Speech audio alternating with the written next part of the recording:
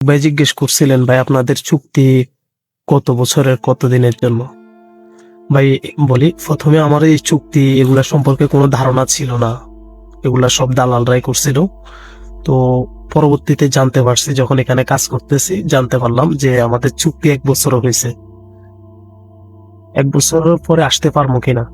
দেখেন এখানে চুক্তিগুলো 1 বছরের জন্য হয়, 2 বছরের জন্য হয়, 3 বছরের জন্য হয়, অথবা এরকমও হয় যে মানে পুরো যুদ্ধ সমাপ্ত হওয়া পর্যন্ত আপনি এখানে থাকতে হবে।